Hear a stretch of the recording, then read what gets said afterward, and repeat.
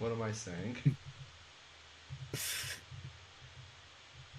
Yes, we're live now. It says that we're live on my end. What's up, everybody?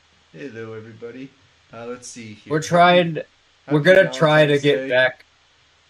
Yeah, happy Valentine's Day, everybody. I don't know how much we want to don't know how much we want to reveal our power level about that topic. I definitely don't yet, because that's gonna fucking basically eat up the entire stream explaining that. But yeah, we're trying to get these back to Sunday night because that's more consistently when we're gonna be able to do these. But like at least no, I know for sure. But the fact that they are Wednesday now means that one of these weeks we're gonna have to bite the bullet and just do like 4 days. But that's not that big of a deal. Not that big of a deal. But And anyway, I kind of so began this with the understanding that we wouldn't be doing this on any kind of scheduled basis. The goal was to get this done once a week, and what day of the week that would yeah, be good. would be kind of informally decided. And I just hope Yeah, that that's good still the point. case. I'm making it fucking a routine in my head again. Thanks for pointing that out to me. Well, I guess just kind of waiting for everybody to show up. Uh, yeah, I'm not exactly sure what I'm gonna do about that. I just kind of have a problem with making everything routines like that in my fucking head. Uh, but and the problem with that from a practical perspective is, from a practical perspective, that's appropriate and it's helpful, but you trying to apply that to other topics psychologically doesn't. It's important to make the distinction because otherwise you're just gonna basically not be able to enjoy anything, and you're also gonna develop cognitive biases. Anyway, how have you been last week, Heretic? I haven't really been able to be online much. I've been doing all right. Oh, Yeah, sorry, what were you gonna say? My bad. nothing. I was just about to do commentary on the stuff that I'm doing in game. Which I mean, All right, you what's can up? see what's going on in the stream, so it's not really a big. It's not a big deal, but yeah, all I was just going Yeah, to I think remark I'm. is that in regards to the last week, I mean, it kind of started out slow, but now it started off quick. But I did see something today that really boggled my mind, and it's not at all what you're expecting. What I What saw was that? is that someone made the remark. I think it was like in the format of a meme, but someone remarked that, hey, 2024 is starting out slow, but now it's picking up. I don't know about that. From our perspective, it got pretty spicy almost immediately. Yeah, But I saw that. I didn't and, comment on and like it. even outside of my own immediate frame of reference. Hmm. Yeah, I was just Hello? hello. Can you hear me? Yeah, I can hear you. Sorry, I think there might have been a delay or something there. We're gonna Yeah, try and be better about that this stream. yeah. So all I was saying is that I just can't help but I didn't say anything, and this was not in the back alley, by the way, for people who are confused. But I did see it. Someone make the remark about like, wow, it's starting out really slowly, and I just thought to myself, are we in the same timeline? Because Yeah, okay. this year, even though like we're not even 2 months into it, we're a month and a half in, has just been like it's been pretty chaotic to say the least. Yeah, it started off freaking completely nuts. I'm sorry about that. I misunderstood what you were saying. I was but basically just going to express your sentiment. How has this year been slow? It looks like it looks like things are actually going to start happening, and that's kind of the topic of this stream. Well, they're kind of big. I don't. It's just kind What of were you like gonna say? I was just thinking to myself, like, where do we even begin? Because you can see in the title of the stream that uh, we're going to be talking about European farmers and how the whole area and how that whole thing is basically on fire. And we will talk about that. We have every plan to, but even just today, like, stuff's been kicking off a lot, actually.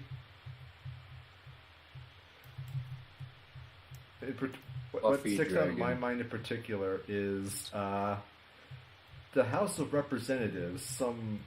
One of those lying sociopaths, don't ask me their names, said something about how there is an imminent national security threat, a severe one even.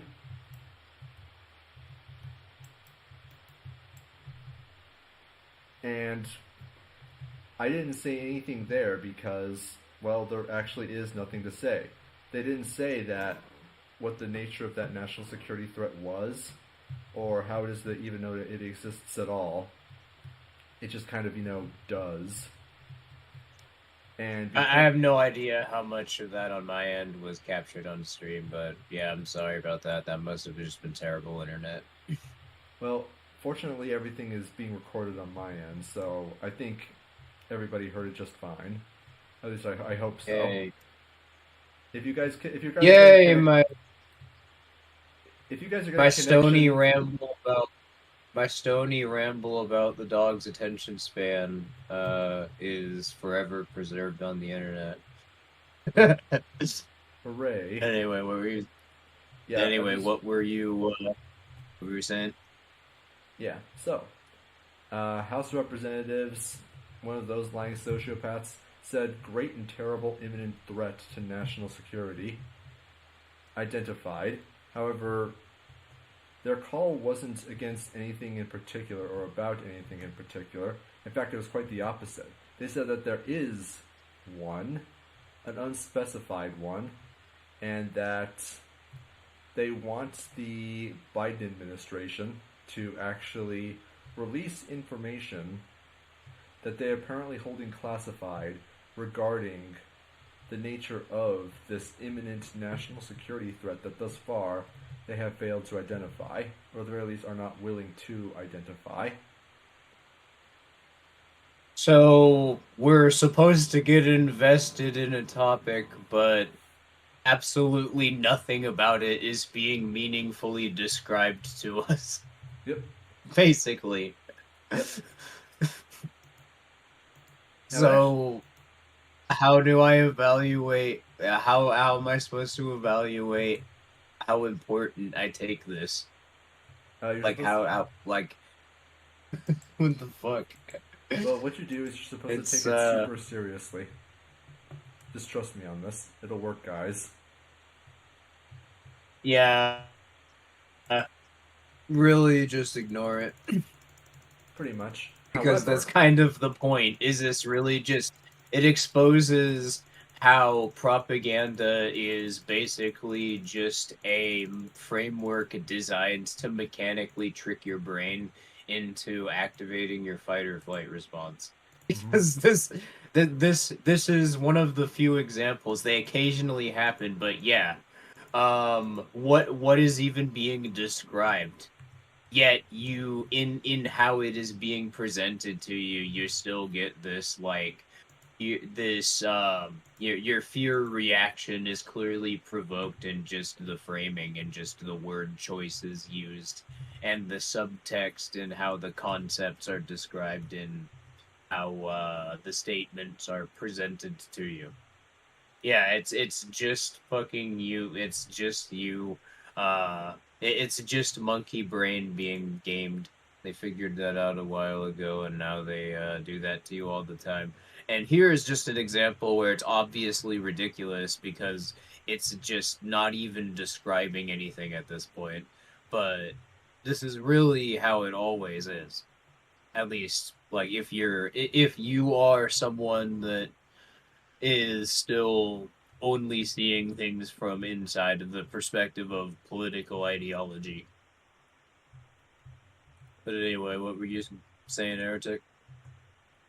I was just going to point out that although this did break today, we actually do have developments, and not just like over the last few minutes. I mean, this is like known before, but apparently the White House responded and said that they are going to reveal information about this threat on Thursday, which is at the time of this recording tomorrow. Again, not saying anything, but looks to me like they're trying to generate hype of some sort. However, we're still not done yet. Of course, there's a freaking cave behind the waterfall. Yeah, what's the I would love it if there was something actually that I could work with in this story. Yeah. Well, here's the nature of the threat. Okay, I can't remember the source, but apparently it's a leak, and what's apparently the problem is the Russian military has a plan. What the hell? The Russian military has a plan to launch systems to be able to shoot nukes into space. And that apparently is going to be a threat to national security in an unspecified manner. Because it might possibly maybe destroy American spy satellites.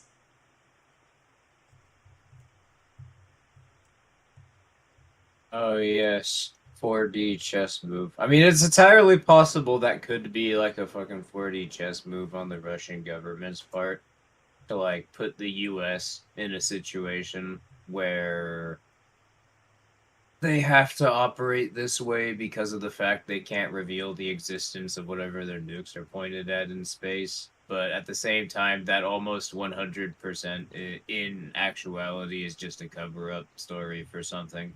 And this entire series of events is just security theater.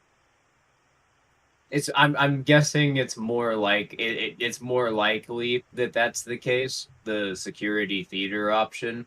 And the reason for that is questioning the Russian government's motivation for wanting to nuke something in fucking space. Well, there are two options I can think of off the top of my head. One of them being that the Russian government recognizes that nukes in space can generate very large EMP fields, which could theoretically wipe out electronics on an entire continent. Alternatively, they could just want that same exact effect, but how many spy satellites do you think are pointed directly on Russia right now? I'd say all of them. Probably. All of them that aren't manned by some brick state, basically. Well, hey Grambo, just seeing people arriving in chat. Well, a good chunk of them, I believe, are going to be pointed at Iran. Good chunk of them are pointed at Gaza. Good chunk of them are pointed at South Africa. Because, as it turns out, S in BRICS does not stand for Syria, it stands for South Africa. Same thing with I. I does not stand for Iran. I think it would. It stands for, what's it called? India. India. Yeah. I was just gonna say, yeah, I'm kind of surprised that, that the S stands for South Africa, given when I think of South Africa, I definitely don't think of a major player in geopolitics. Considering the entire fucking country right now lives through 16-hour rolling blackouts because of how terrible their fucking the state's energy infrastructure is. And of course, there's the ongoing mass murders. Oh yeah, and that as well. Just the one of the major political parties in South Africa for the last few years at the point where they're just openly calling for genocide. There's that too. And have you seen how that gets? Have you seen how that gets covered in state media outside of South Africa? I have not actually. Oh, in their protest songs, kill the Boer. That's not about white. That's not about white farmers. That's about general resistance to a symbol of power. Fuck off, you. Even though Boer is a literal ethnic group. you, oh my god, imagine you know, if we played the imagine that was replaced with the N-word game. I don't even need to go there because like even freaking it was the BBC that wrote an article that was essentially putting forward that premise and making that claim that I was referring to. And I think there was like a yeah, MSNBC wrote some fucking article about it too. So I know that it wasn't just the UK. It was getting talked about basically in the all of North America and basically the NATO states. That's how that media sphere was covering it. And it's definitely not concerning that we can basically we can meaningfully divide up every single government right now into two distinct geopolitical factions. But just digressing and going back to the point that I was making. Yeah, if you're white and you're in South Africa, still get out. Why are you still there? You're gonna get killed. What are you doing? I mean, maybe they're You're planting you're a supply. you're a yeah, you're a Jew that's in Nazi Germany in 1941. What are you doing? I think this is just one of those instances where you're actively just you're kind of bringing it upon yourself at this point. But yeah, I have absolutely no idea how it's not Nigeria. Like honestly, Nigeria seems like it's in a bit more of a stable position than South Africa, especially for the role it's going to be playing in BRICS. But Well, I don't know. another power play move that South Africa is engaged in is that I think it was like a month ago they actually brought charges against Wasreal on charges of genocide on the International Court of Law. Yeah, I think I mentioned already on charges of genocide, which I'm pretty sure has not ingratiated them with NATO all that much. Not to say that Wasreal is at all concerned with what NATO believes, because as I've said before in previous streams, Wasreal is not a real country. It's entirely fictional. It is not at all an analog to anything in real life. Don't censor the stream The YouTube. Israel, the Israeli No, government's was real. policy Was with real. yeah, what was real's policy with how its military operates is basically just the daddy princess dynamic with the US government, you know. I can do whatever I want, and then if you try and do anything about it, I'm gonna go hide behind the US government and they'll back me up and they're bigger, so I can effectively just do whatever I want.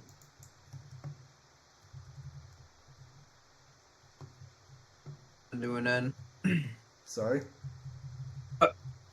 That's coming to an end, but really, I'm just done with that dynamic existing in general. That's all. That's all I said. That's coming to an end. Oh yeah.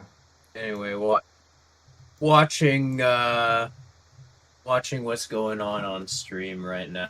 Because yeah, I'm on the YouTube page just like everybody in chat because my internet's still too terrible for me to join in.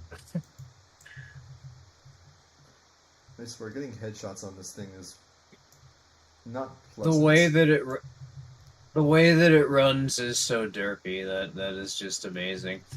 Also, while we're in between topics, because it was something that we spent, that it was brought up on stream, and I guess was a highlight of the last stream. Somebody in the Discord server made a blingy version of Infowars that was spelled with a Z because I mentioned it.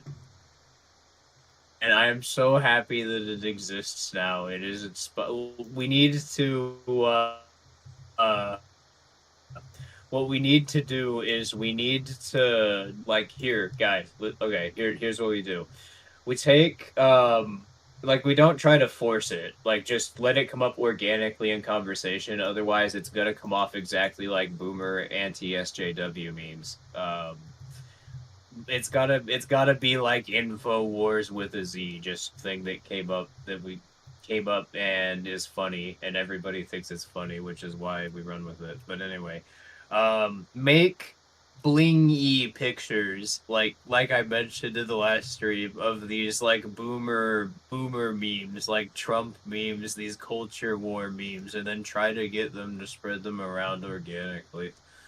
And then like put the fucking uh like MySpace emo girl animated stickers all over the pictures and try to bait them into spreading them around.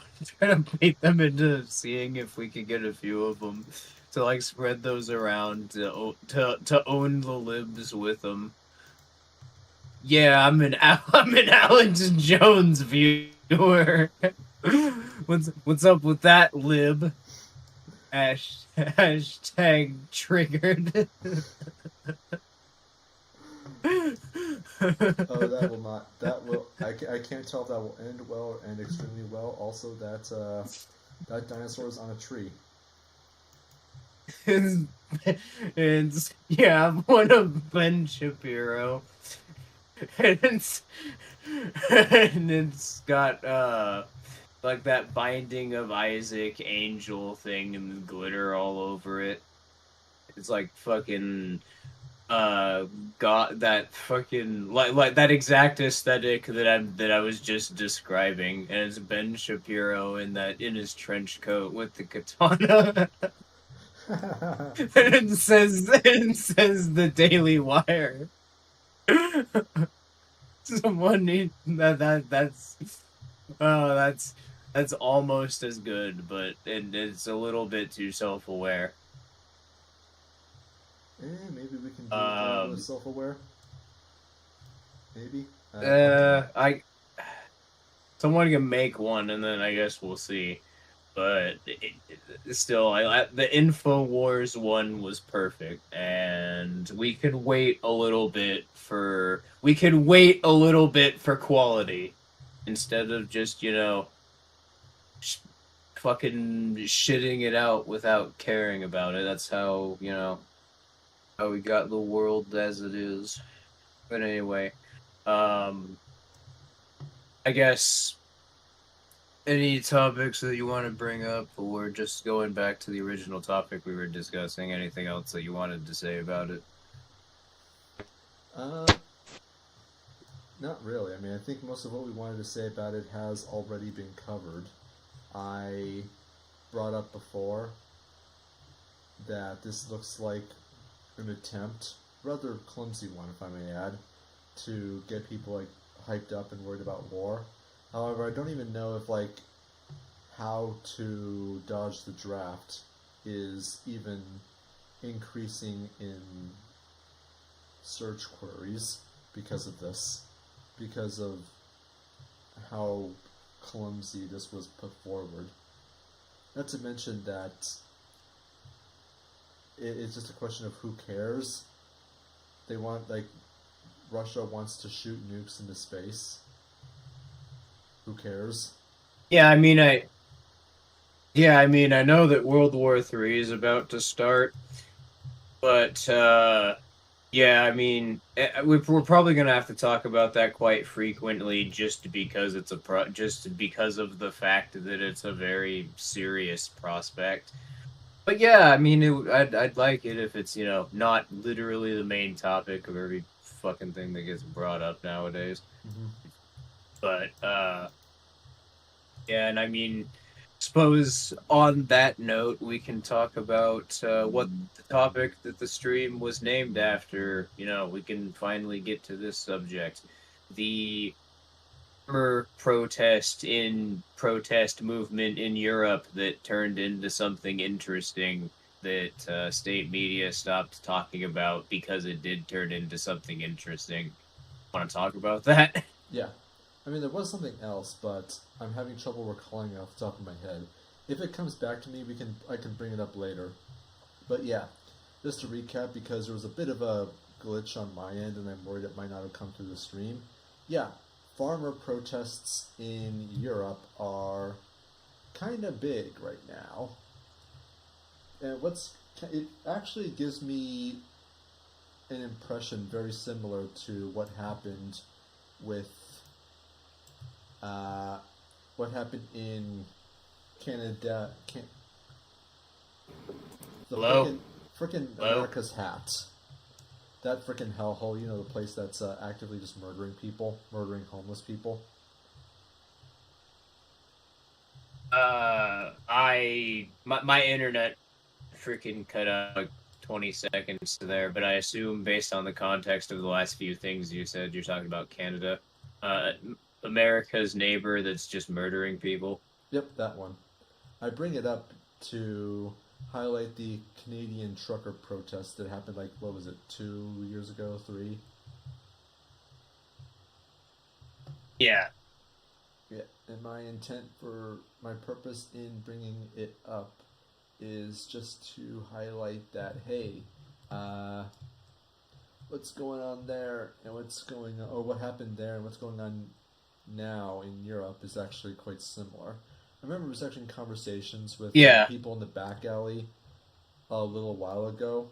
Don't recall a timetable off the top of my head, but I can't imagine it was that much long ago. And my question was what the European governments are going to do in response, because I think that's going to be the big indicator as to whether or not this is going to be some fake protest where nothing actually happens or something authentic. And I've actually discovered what that response is. And it's really not going to surprise anyone. But it's also Violence. Actually, no. I mean, there is violence, but really not a lot of it. What they're doing is, like, they're trying really hard to co-opt it and to spin it in the context of some controlled opposition narrative. Mainly, it's along the lines Yeah, well, that's sorry? yeah, that's what they did to the trucker convoy movement in the US and Canada. The Canadian version, by the way, was completely unrelated from what ended up happening in the US, and there's a reason why what happened in the US where now we, quietly forgot about it, and that's because that's what happened after that got co-opted.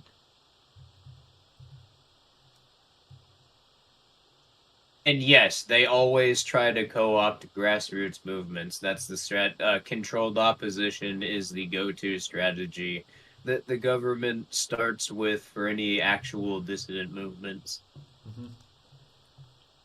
Now, what made what they try to do here, and I can see this in a lot of the articles I read, particularly in Europort news sources, that they will always try to frame what the truckers are going to do in terms of what are the ramifications for future elections, because the right wingers, the right wing might use this to win elections. Oh, we can't have right wingers right winging all over our right wing.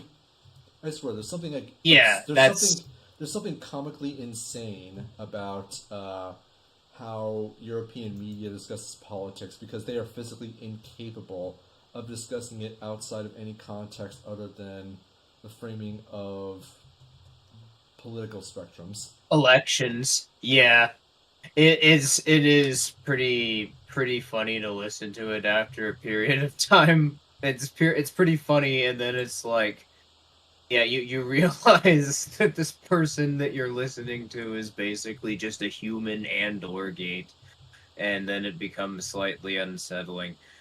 But, what were you gonna say, Heretic? I was just gonna say, like, it was unsettling to me a long time ago, because, like, I can only hear people whinging about or trying to contextualize everything in the form of obviously tribalistic rhetoric so much before I'm just like, yeah, I know what you're doing. Yeah, And at some and point, that's the it does just reason. become obnoxious. And that's the reason that it's unsettling, I suppose. But yeah, is it just me? Like, I feel like I'm not really getting an accurate idea of how it's perceived widely at this point.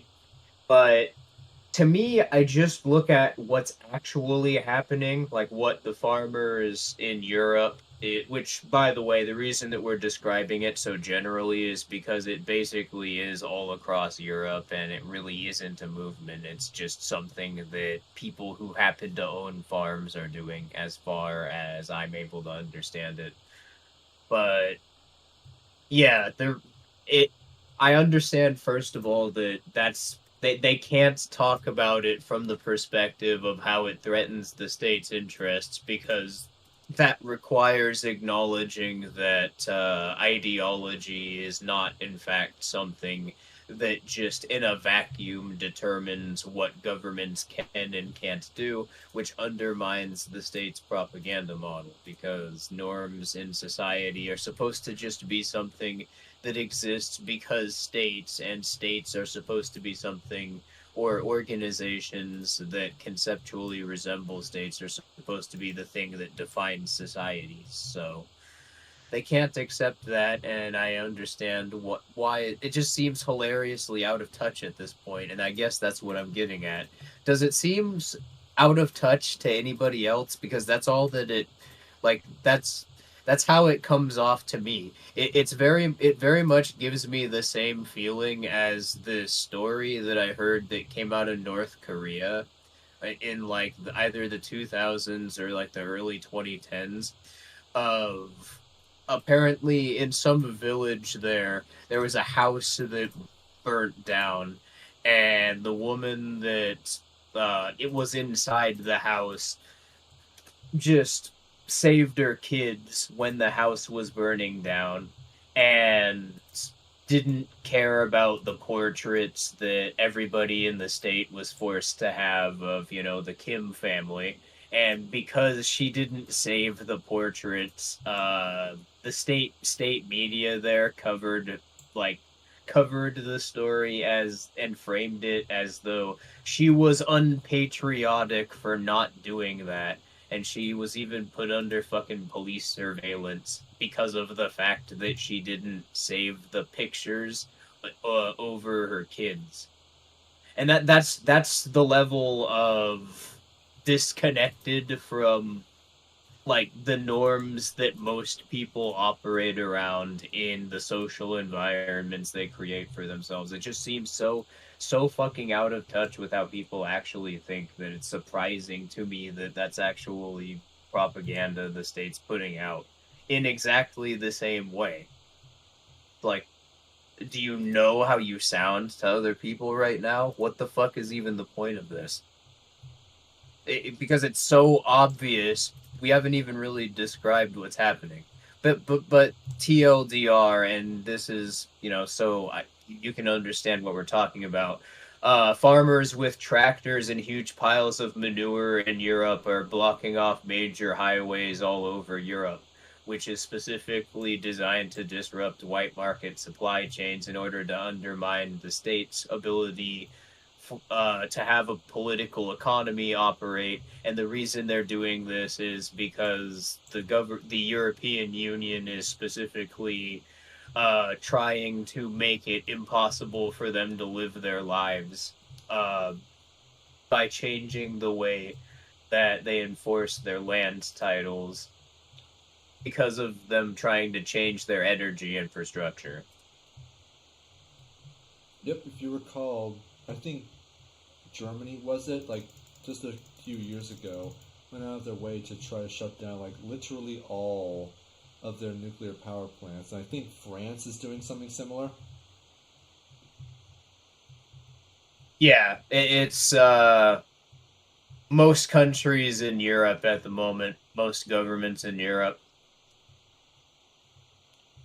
They're trying really hard to make sure that they don't have the ability to have any kind of power. They're actively disrupting fuel supplies. I mean, you remember like a year ago, the or not the U.S. government, actually, yeah, the U.S. government sabotaged the Nord Stream pipeline into, oh, where is that?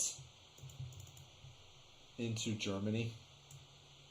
Like, Yeah. I'm absolutely certain that they did that with the blessing of the German government because they want to be green, when in actuality they just want to be able to centralize and consolidate supply chains, particularly around fuel.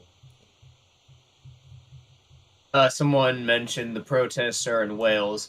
Well, there's protests happening in Wales, and if that's what's being centered on, and if the framing of those protests, quote unquote, is that the people that are coordinating it are trying to encourage people to go out and vote. That's almost certainly the controlled opposition that Heretic was talking about. But no, just all over Europe, like on the border of Ukraine to Poland, outside of Paris. It's not really specified um, to one location as far as I'm able to understand. It's all across Europe. I think there's only like Roads three are or just being blocked off.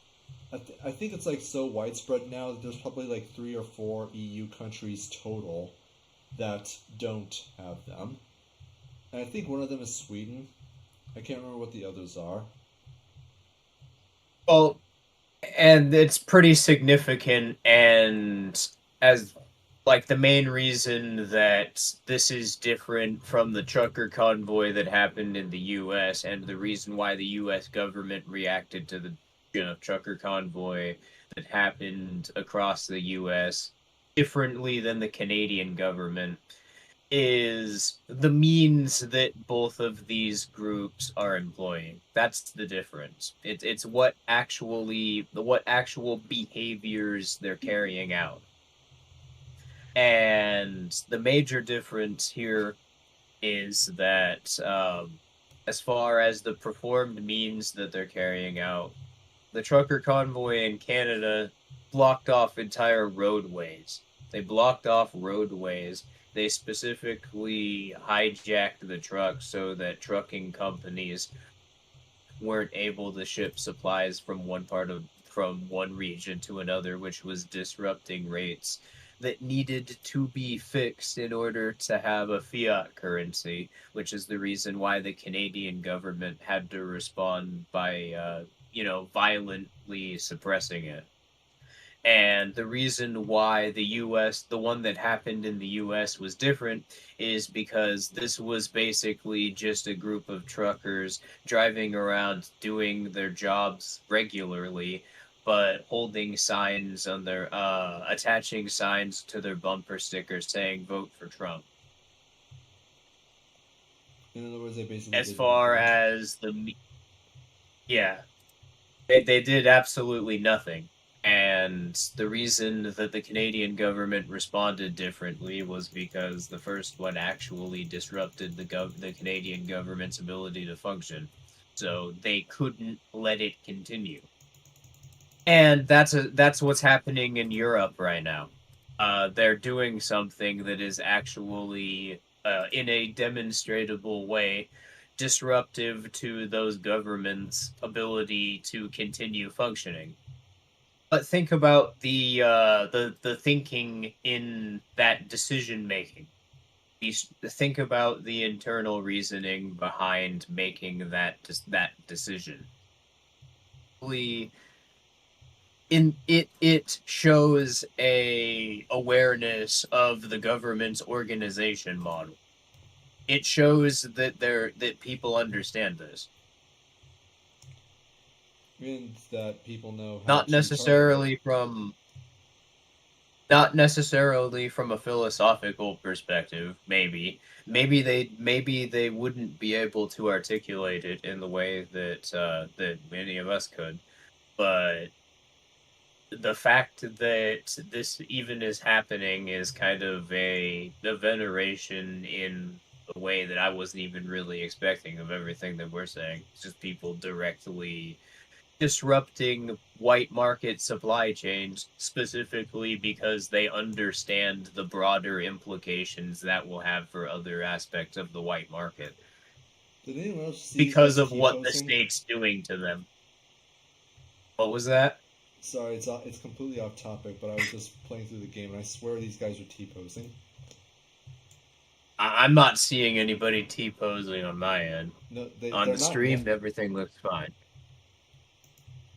Maybe like someone will rewind it or clip it or something and play it back, because I swear I saw these syndicate thugs T-posing. Anyway, sorry, I completely disrupted what you were trying to say. That's all right. Just people joining Shaman's point of view. How the hell have the two of us been? That is a hell of a story, and we'll be telling it over the course of this next year. Because I think we haven't spoken since like 2020 at that period of time. Well, we got some catching up to do. Oh boy. And referring to Maliki King, I think that's how you pronounce that name. White market referring to the legal economy, and basically just firms that exist because they as firms have titles but given to them by the state to operate, and as a result they base their internal economic model around costs socially engineered into being by the state's enforcement of property titles, which is the reason I make that distinction. It's referring to it's referring to agorist class theory, although I think that that probably needs a better description than a class theory because its implications don't really denote a theory of class. It's more so I think it's more so denotes a refutation of politics in the sense that it shows that the way political ideology and quote unquote political science describes societies isn't accurate, and the way that the Austrian method and libertarianism, what they both imply as methodologies, refutes this, and it gives a better demonstration of how, like, it shows the implications more specifically in the context of economies, how it refutes this. But anyway, what were you gonna say? I was just thinking like the concept of the white market really just demonstrates the not demonstrates, but it is a concept that I can't imagine that Konkin was the first to come up with it, though I'm not familiar with the etymology around it.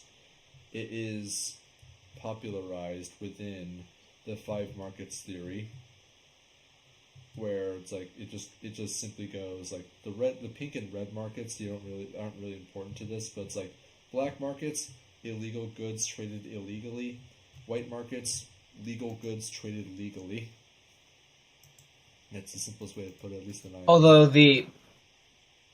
Although the only distinction and the best way to meaningfully describe it is essentially it would I would frame it more around whether or not the economic model of your particular organization or your particular production model is centered around artificial costs that you can prove are created by the state enforcing property titles. That's essentially the only meaningful distinction that actually matters. Mm-hmm. Uh, if that is the case, or whether or not your behaviors by implication will result in the way that the state controls society, some mechanism that the state uses because of the infrastructure that it defends, ends up becoming a bit more tenuous. For example, creating 3D printable guns would be a great example. Those are essentially the two factors that are actually relevant as far as doing anything about the state's ability to continue existing.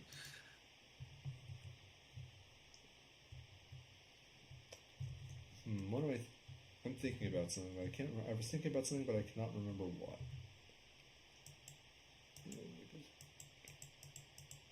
Why am I blanking on terms right now?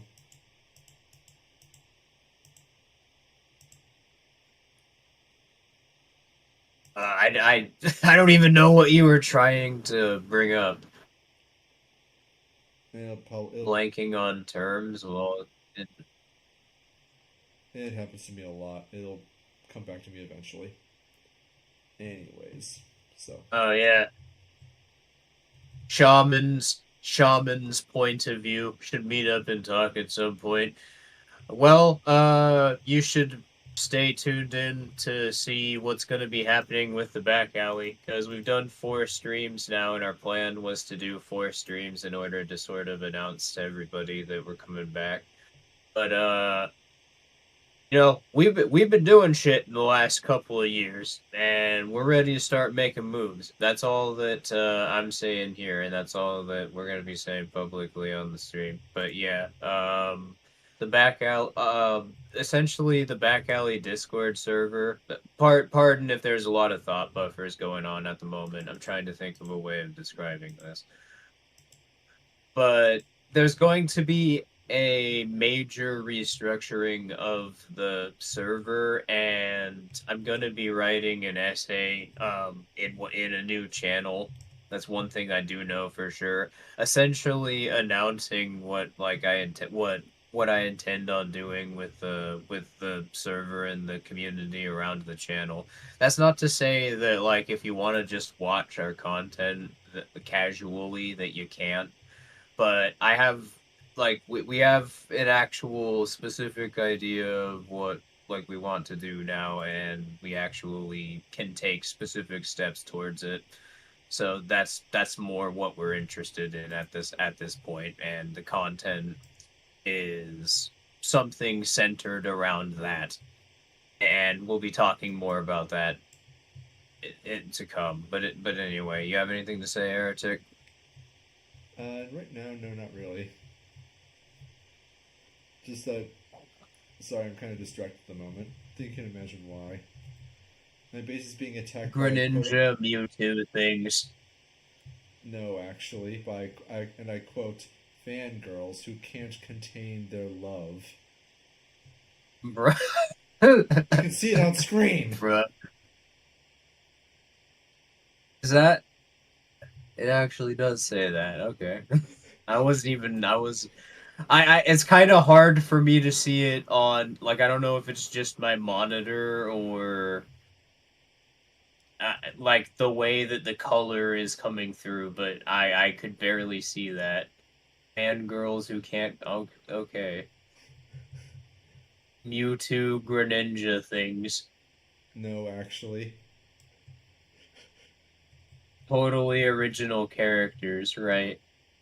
No, that's not the Mewtwo. That's not the Mewtwo Greninja thingy. I'm actually not entirely sure what you're referring to, but I'm pretty sure that's not it. What the hell is that? What is that? I've barely gotten into PAL World. If I sound out of touch, it's because I absolutely am. And I'm not even trying to pretend otherwise. Understandable. But just back to what we were talking about before. We're definitely. It would be absolutely wonderful if we could start talking with people in DMs, because yeah, at this point we could like actually start giving like specifics. But yeah, I don't know. Back to the topic with the farmers in Europe doing what and comms mostly pretend that they're interested in and are autistically screeching about when they actually see people doing it. Self-described Dan comms. Mm-hmm. Oh, hey, people who are actually autonomously using their resources in such a way as to uh, disrupt the people who are trying to oppress them's ability to oppress them. How dare you? That's not okay. You can't do that. And I suppose that's one thing that does interest me so consistently about like the sort of signaling, and you really notice this like in the people that everybody thinks of as terminally online on Twitter. Um, the people who are essentially indistinguishable from neural nets that are programmed to promote a specific ideological perspective. They just kind of retweet everything from a certain circle of people, and they have every perspective that's curated to them by Twitter's algorithm that is programmed and projected at people with their specific search history. But yeah, people who would default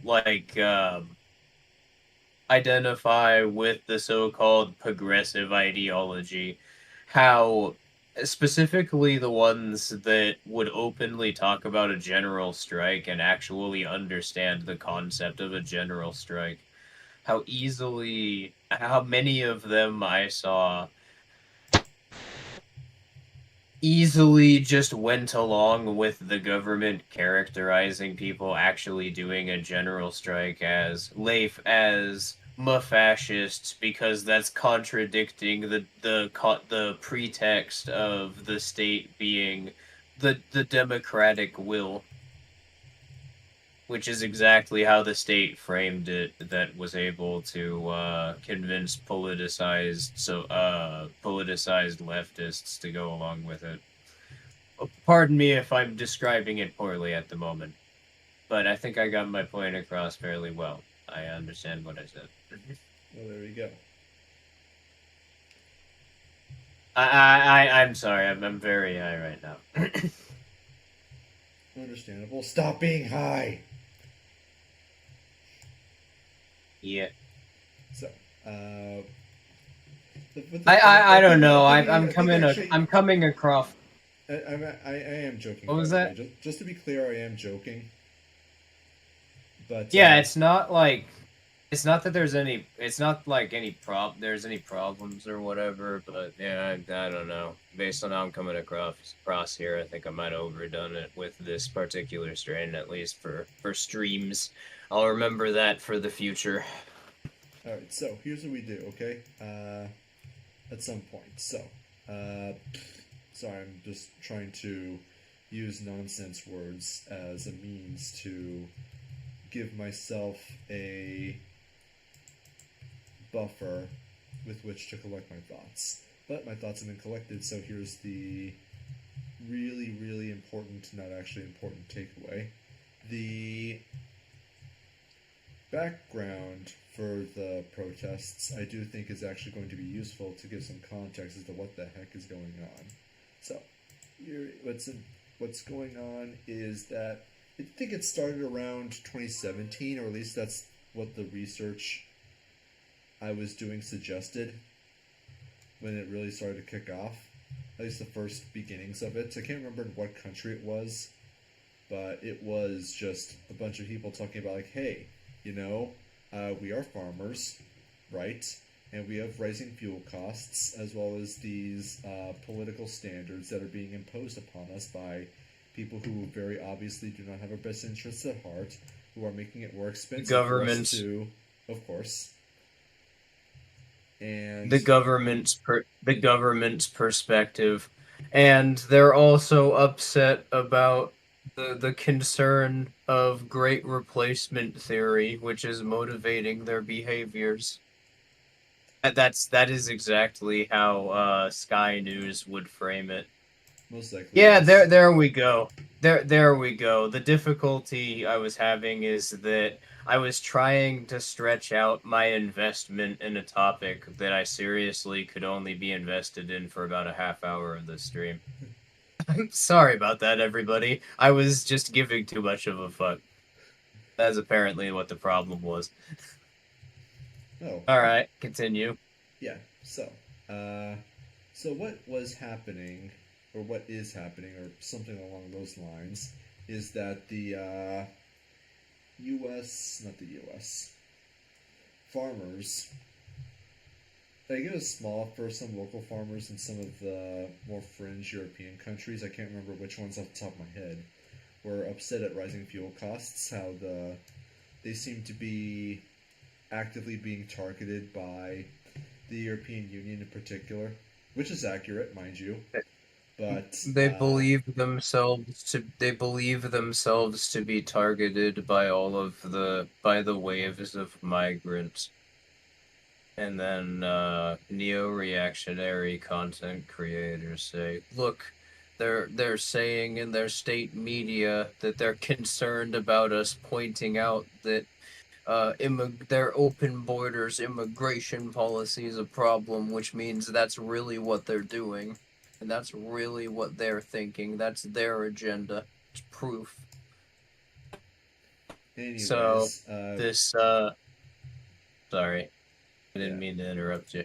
yeah. So continuing, so their thing was just unspecified concern about rising fuel costs and how they felt the squeeze from European governments, particularly the European Union, regarding them being forced to reduce or to do things like reduce emissions, cut down on fertilizer use, cut down on fuel use, as well as cutting down nitrogen emissions.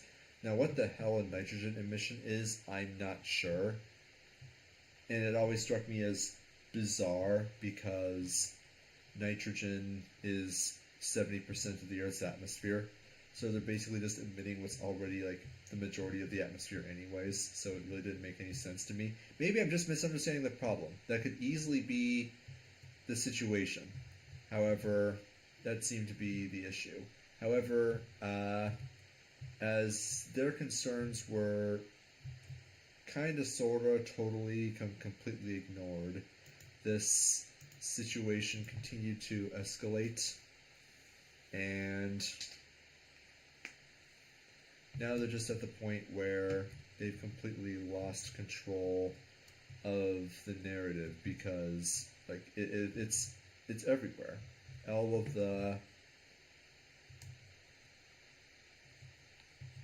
All of the European governments are doing largely the same thing, and the result has been that people who are already pissed off are becoming increasingly pissed off, and those that weren't are now, and they're becoming even more, well, radicalized. I don't want to use that term because it sounds political, but I do think that it's kind of, sort of, a fair description of what actually is going on. Where Yeah, this, I sorry, I wasn't quite finished. sorry, go ahead. Yeah, Yeah. go ahead. So, Go ahead. what's going on is that, well, there's a lot of things going on. There's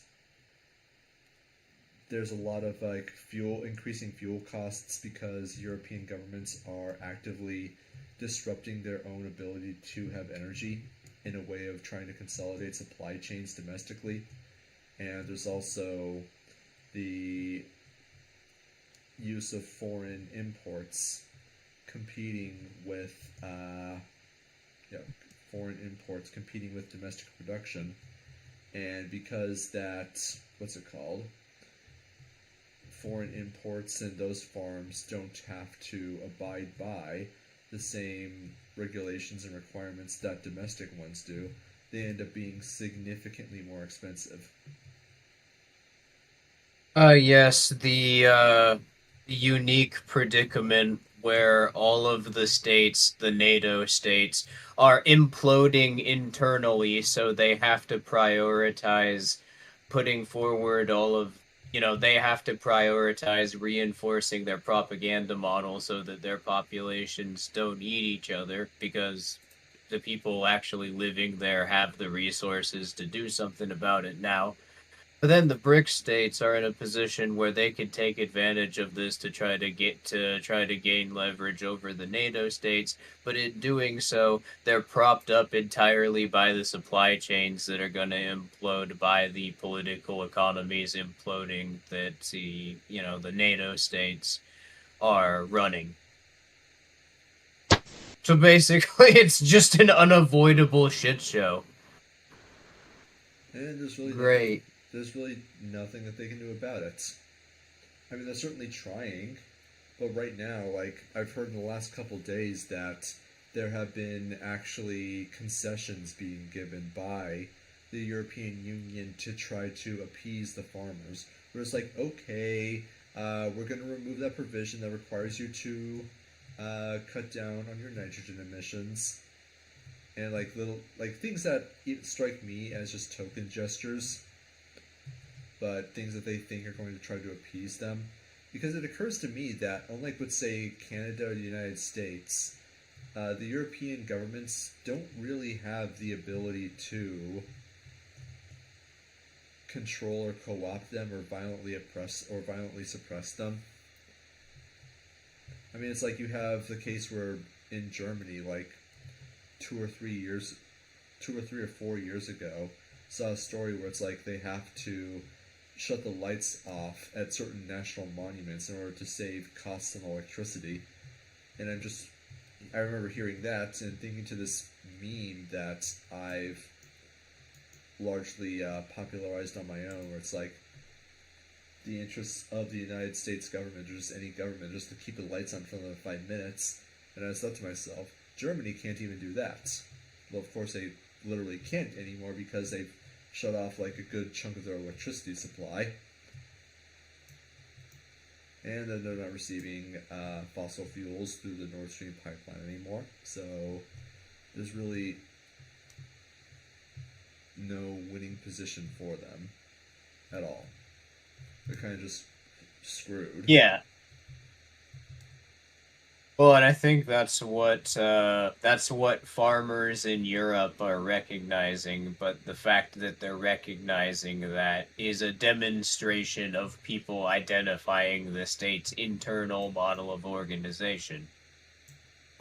And the reason why that's so important to note is because there is a very common mistake that a lot of people that like think of themselves as libertarians, but from the perspective of political ideology, I think there's a very common mistake that's made in their thinking, which is, and I know this because I made the same mistake as well, which is that people running governments or that people who are politicized don't understand the nature of the state. Whether or not they understand it is completely indifferent to the perspective that they're going to hold on like their perceived investment in maintaining it, because of the fact that its maintenance has implications for the norms of their life. In other words, their lifestyle in relation to the political economy is really going to be the determining factor, as far as actually influencing their decisions around doing something about the state. If someone has an investment in maintaining the state, then obviously they're going to perceive it being challenged as a threat to themselves. Mm-hmm. So that's something that needs to be taken into consideration. Because I would seriously doubt that even one of the farmers that blocked a road in Europe it would consider themselves to be an anarchist. It's yet they're behaving in this way. mhm. It's not a question of what people believe or or their philosophical disposition. And I've talked about this in streams I've done. I think it was with I mentioned this with Ignis on the Civil Offense stream. Like literally nobody on Earth needs to be a philosophical anarchist or an anarchist of any sort for anarchism to achieve, or for an actual anarchist to achieve their desired ends. Yeah, the condition of freedom that, would be implied by libertarianism as a methodology, what freedom is. Well, Mm-hmm. just really more broadly, the social sciences. Mm-hmm. The lens of technique, as Artemis put it, really is the most helpful way of framing it, although that's still an obscure topic to most people, which is why I, for the time being, try to avoid it.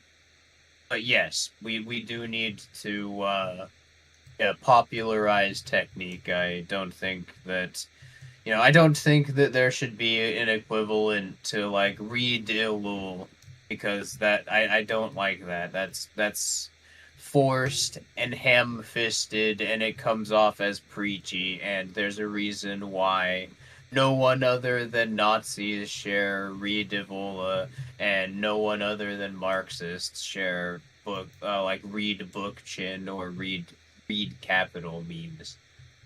It's because it only appeals to people that already understand it. And what's the fucking point? If the point is to try to get people interested in reading it and make it feel like there's something there that they need to understand.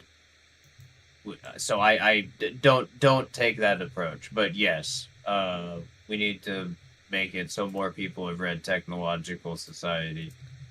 Well, And more we don't need people to like we'd want to read direct their that book. attention. We want to direct people's attention to it, but we don't want them to feel like that there's required reading to be able to participate in these conversations. Yeah, I suppose to clarify, just the concept of technique really needs to be understood. Mm-hmm. My approach, personally, is just that we can describe these concepts independently of Elul, and Yeah, when we do that, we just we can direct people's attention to it, help people understand these concepts, and then use that as a means by which we direct their attention towards the framing of society and the social sciences in such a way that's actively productive to helping them being able to understand the state as a topic of study. yeah, not people don't specifically need to read the Technological Society, but yeah, if you're gonna understand the nature of the state and really the nature of how to approach um not understanding topics in nature, but understanding how people will approach studying them relative to the norms of and incentives enforced by those norms of the societies around them. That's really going to be important in trying to, can consider how to convey anything to anyone, especially when you take into consideration language games, but that's, another topic. Basically, it hints at how much stuff that we need to talk about in some of the projects we're going to be coming back with. Mm-hmm. Because that's more or less at least what my plan was. That was going to be one of the first essays was on the topic of technique. We could do an entire video just on the 3 books that Elul wrote: Propaganda, Technological Society, and The Political Illusion. Because I still haven't read the I Political would Illusion. I would It literally is just Elul independently identifying the phenomenon that we've described as politicization. Like almost exactly as we've described it. It's not. I wasn't even aware of it when I come to that conclusion. That's so interesting about it. Yeah, I realized that he wrote 3 books about basically the nature of political economies, and it was like holistically, the 3 of them create a general narrative that refutes it basically refutes how political ideologies characterize societies in a way that they can't address. So, like, as a ideological anarchist, I personally would recommend it as like not not required reading, but if you really want to understand the state and its relationship to society, those books would help. So I get asked that a lot, and put on the spot like that, I usually can't think of any specific essays, or I could think of quite a few of them, but there's some that are better than others. Those 3 definitely would be helpful.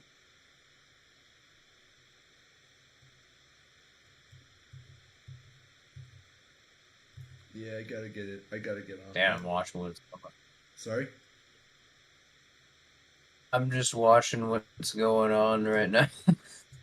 I got cops coming after me. You see, I shot one of them in the face, and now they're all upset. You see, I got a smooth bore because that's what the founding fathers intended.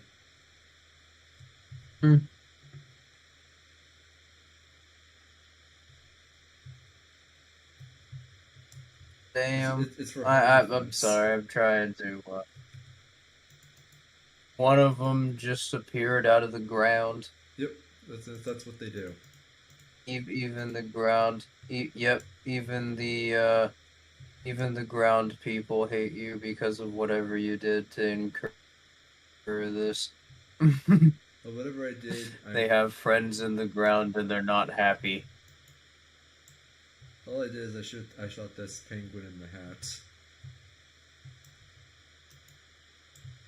You shot your slave master, and the people in the ground need slavery because it's good for their produce. And it makes their crops. It makes the crops in the hollow earth more fertile. People on the surface world suffering. It's mental alchemy shit. Don't question it. That's how it works. That's the Info Wars with a Z theory of today. That's what Alex Jones as a deep state insiders told him. Where does he get the deep state insiders?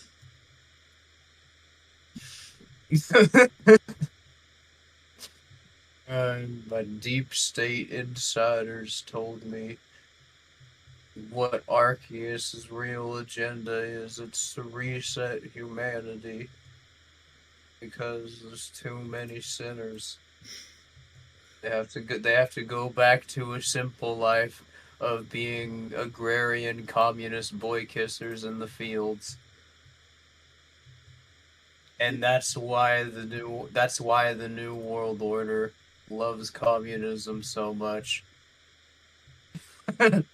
Because they're secretly Arceists. It's called they're yeah, that's Arceus's agenda. It's calling it the Ultra Leap Forward. Sounds like a Pokemon name, right? Yes, actually. Rides the line perfectly between dystopian political satire and Pokemon sounding.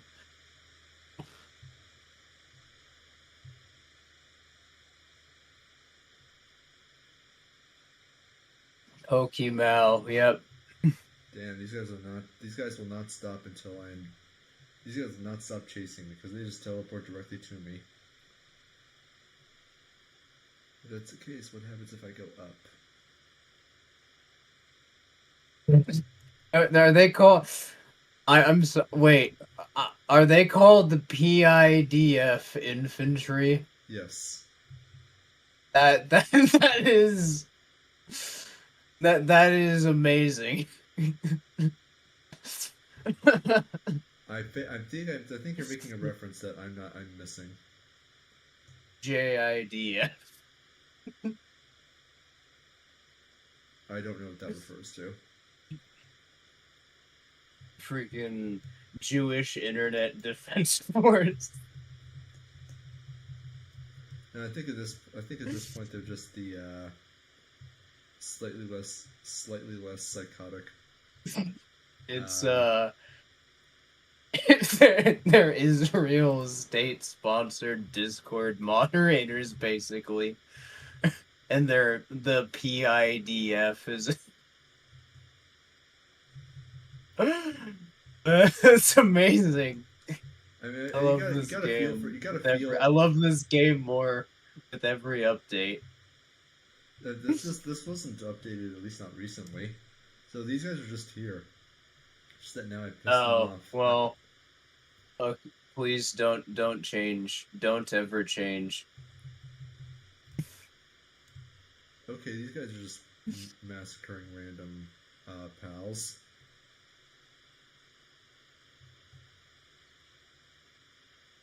That is the way of Mossad. But we can't actually refer to any like Jewish supremacy groups that exists IRL. We can only refer to fictional organizations that definitely do not exist and have no real world analogs. Mossad is the parent organization of PIDF. It's short for monsters something, I presume. I don't know. I'm just something that I'm saying something so that technically that technically didn't count for anything. Shut up, YouTube. Don't worry, I'm not talking. listen, I'm not talking about groups of people. I'm talking about a particular government's equivalent of the CIA. Shut up. Alright, well, listen here. Israel is our friend, but the fictional country of Wasreal really did terrible things. And you can't convince me otherwise. So police in PAL world are basically if the military was the police force. Isn't that the case IRL, though? I was hesitating to respond to that because the distinction between the two is becoming increasingly blurry in meat space. I mean, really training is the thing that distinguishes them at this point. Pretty much, yeah. I mean, in many cases, I'm pretty sure that the U.S. military is actually getting worse equipment than the cops. Yeah, which gets back to what we were talking about earlier with, the governments, especially the U.S. government, clearly being more concerned about what people are going to be doing with the internet than even what the Russian and Chinese governments are doing, and rightly so. It's just, it's weird. It's weird the way that the Russian and Chinese governments are behaving. Like, do they just not get it? I don't know. I think with China in particular, I mean, they have so many things to worry about in regards to their political economy. I don't even think they know where to start. Like, I'm sure you're at least tangentially aware of. I'm pretty sure you're at least tangentially aware of how the what is it? How the Chinese, or how the Chinese economy is literally dying. What the hell was that? Yeah. They propped themselves up for the last 20 years with commercial real estate, which was already just a giant bubble, and that's not even that's not even getting into technically the fact that the entire housing market is fake to begin with because it exists due to the enforcement of land titles. But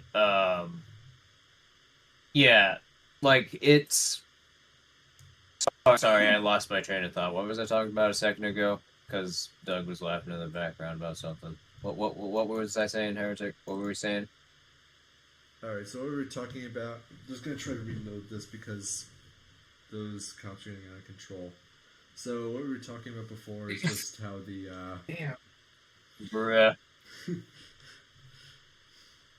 Just experienced a time loop.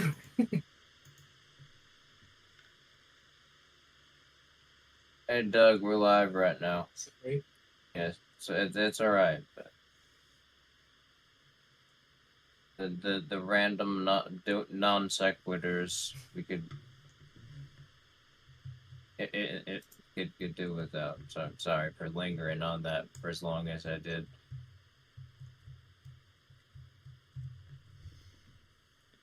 Fucking house. yeah. So Well, you can level up. Sorry. yeah. Yeah. What were we talking about, Heretic? What we were talking about is cops, mostly, with their relationship with what their relationship with politics and the political economy is. Why does they continue to exist, and the extent of their both current and ongoing militarization? Yeah. All right.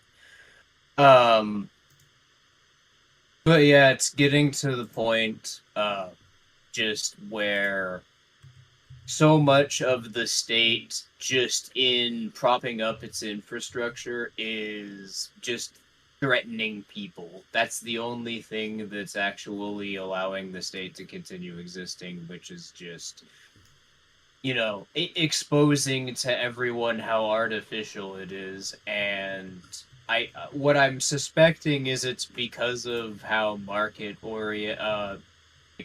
how dependent the U.S. government was on actual production happening in political economies, and its political economy wasn't basically just a Ponzi scheme propped up by the U.S. government like most became after World War II.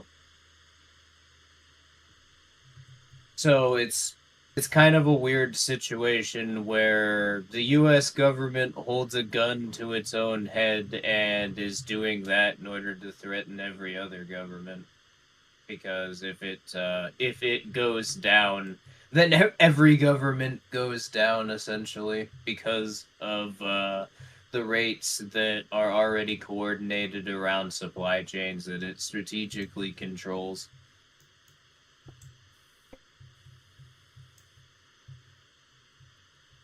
I mean, that's really all there is to say about it. It's a shit show. What exactly is do they have a plan, like just a plan, or is they're just hoping to? Yeah, it doesn't. Is the whole thing just a Ponzi scheme? Yeah, Yeah, well, that's what the Chinese government did with its political economy. I mean, for the last couple of years, the GDP figures that they've been putting out haven't even added up to 100%.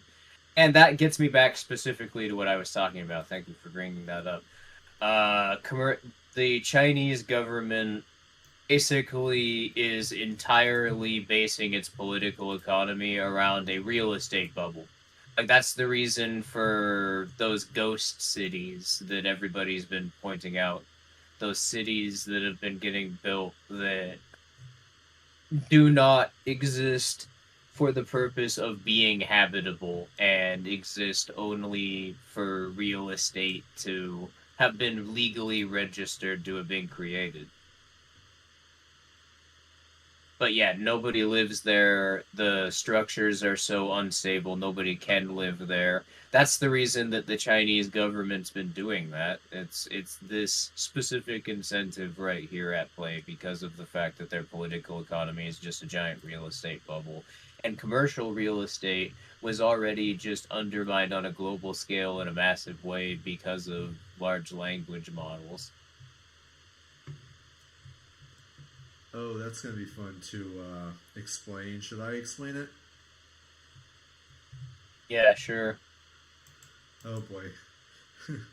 Okay, so imagine that you're trying to sell your house, okay? You have a house, it's a pretty good house. You help bump up its value because, you know, you want to sell for more, as one would. And then you find out that Yep. like after 2 or 3 months on the market, you have a buyer, and this person is willing to pay 10% above asking price. And you're thinking to yourself, "Holy crap, this is great!" But what's up with this guy? You start talking to him. He says he's an investor, and he thinks that the property is, or that he thinks he can flip the property. And your property is already pretty good, so you're a little puzzled about why he wants to flip it. For those of you who aren't aware, flipping refers to taking an existing property, renovating it, and then reselling it for higher than what it's worth. So it's like you buy like a rundown house, hire a bunch of contractors to fix it up for you, and then sell the renovated house for like more than what you bought and renovated it for. So he just says like he wants to renovate the house, make it better, do something different. You're kind of confused, but you're just like, okay. And then you and then you agree to sell the house to him, only to, like, at the moment of contract, find out that the buyer actually never existed in the first place. And you just spent, like, all this time, and potentially all this money, like, hiring an attorney, because in the United States, you need an attorney to finalize a contract to sell your house. Yeah, it's pretty crazy what goes into actually trading land titles, despite how it's treated in the context of discussion online. Yeah, and I bring this up just to point out that, yeah, you do all that, and it turns out that the person you were interacting with all this time wasn't an actual person. It was just a large language model pretending to be a person. Yeah. Kind of. So there's absolutely no certainty in your investment. Mm-hmm. In just making the purchase. But that's, aside from going into the entire thinking behind why a firm would the entire economizing thought process behind buying commercial real estate. It's previously because it would have been valuable to have for that we're going to need You are roboting really hard for me. a large job operation for a lot of laborers for a job that essentially requires communicating information from other firms. Oh shit! Am I coming through well on the stream? Okay, no, I'm not apparently. Hello, you there? Hello? I can hear you now. You're better now. Okay. Okay. Sorry if I was roboting for a second there. My connection cut out. My connection cut out. But basically, what I was getting at is office jobs the kind of firms that would purchase commercial real estate for the purpose of communicating info from one level of management in one firm to another level of management in another firm. Yeah, sorry. I'm just reading the chat. People in chat are reacting to me roboting. I'm just trying to make sure. Trying to make sure we're good. Yeah, you're good now. Okay, good now. well, all right. But just what I was saying a moment ago, well, considering that all of those tasks from an economic perspective can now be done by large language models, the entire purpose for buying commercial real estate from the perspective of any of those operations within the legal economy has now been completely undermined. The problem, though, is that that's not acceptable from the perspective of the state because the interest rates that the dollar is coordinated around is set around the assumption that commercial real estate is still going to be traded around that perception of value because of the fact that that's already the way that interest rates were coordinated prior, because of the fact that it is politically planned due to the way that fiat currencies come into being. They need it to be propped up, but the sheer fact that now anyone can have the expertise, infrastructure, personnel, and manpower of a decently sized corporation just in their laptop completely undermines that.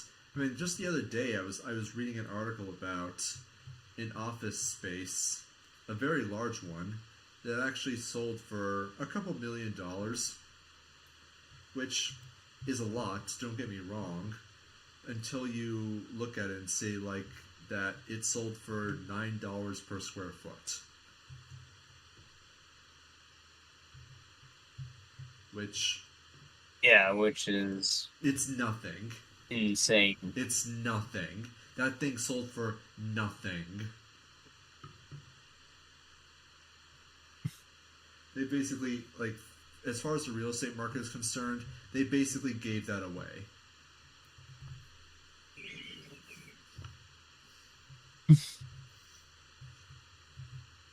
Like, I just... But that's going to be that's the major problem that states are at least presently facing that they can't do anything about. That's already in motion and is really messing things up.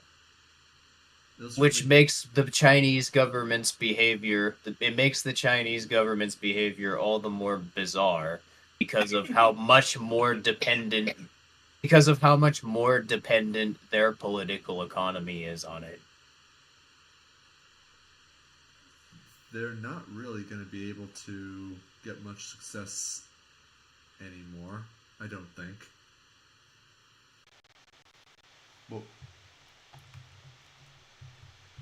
Well, it's just do they not understand that they're sitting on top of not just a massive bubble, but basically the entire reason that everyone assumes that the Chinese government has this massive infrastructure is also because of these fake economic statistics that the government keeps putting out about their districts. I mean, fake demographic data. I'd be genuinely surprised if there are people left on Earth who treat that data seriously, because it is so obviously fake that I actually have to question the judgment of people who think otherwise. You can point this out very easily just by pointing to, again, the ghost cities and how those are used to prop up GDP figures. I mean, just consider how GDP is calculated in general. and you will discover this exact I phenomenon am. very quickly. I'm never going to get over the fact that a couple of times the actual collective GDP figures of all of the provinces which the Chinese government put out actually didn't add up to 100%. Oh yes, all 103% of your GDP. Yes, that's legit. The extra 3% is some holdover communist zeal from the Mao era, I guess. I mean, it seems about right. I mean, they may as well say try and pull something like that. It would certainly seem more reasonable than what the Chinese government is actively doing to try to prop itself up.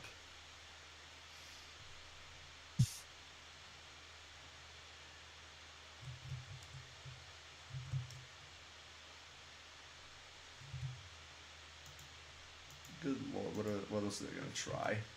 Well, a lot of things. Sadly. That really it's them, like they see themselves as largely dependent on the Russian government for actual supplies. And it's not, I shouldn't say they see themselves, that's the way they seem to be acting. Like they seem to be assuming that they can fall back on the Russian government. Which, I mean, that's a fair assumption to make. Whether or not that's sustainable is an entirely separate question. I don't think it is, but what do I know? Maybe there's some like magic ancient Chinese secret regarding accounting that they know about that I don't. They're just Artemis in chat. Maybe they'll try making the buildings out of rice instead of tofu this time. Oh no. Rice is too expensive. You gotta cut corners where you can, man. Maybe. Go full Cambodia and just human lives don't fucking matter. Oh, don't give them ideas. You know they're just gonna do that, and they're just gonna start doing that overtly.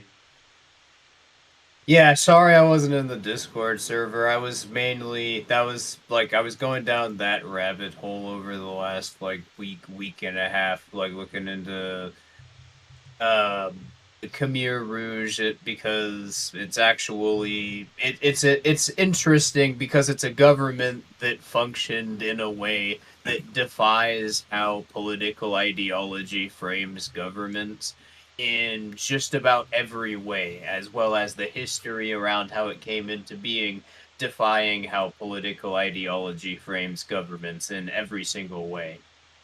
But that's the main reason why I was reading into it. But yeah, it's also really, really, really fucked up dark rabbit hole. But reason that I brought it up, I guess, for the topic of this conversation is it's interesting to me because you keep talking in the back alley about just how brutal the history of the Chinese government is. It's really interesting to me that for 4 years there was a place in the world that embodied that attitude more strongly than China did. They out-China'd China.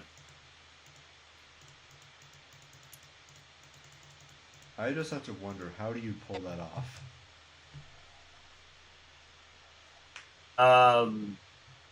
I don't, well, I do know, and yeah, no one should ever out China again. Give the U.S. a couple years; they'll figure something That- out. Yeah, but and a good chunk of what I, learned reading into that rabbit hole is probably going to go into the essay now that I make talking about the nature of political economies, because there's well, more specifically technique, because there's quite a few archetypal examples of problems there literally does not exist better contemporary examples of, that it will discuss in great detail that were present in studying that rabbit hole. Can you give an example? The problem of responsibility. You're familiar with that concept that he discussed. He discussed it in an interview, but he also talked about it in the Technological Society at length. But you're familiar with that topic. If someone, the example that he provided in an interview, you could find on YouTube if anybody wants to look it up. If someone within the context of modern political economies were to build a dam and the dam were to break, then who's responsible for the damages that causes and what that ends up doing? The people that designed it, the landscapers, the engineers.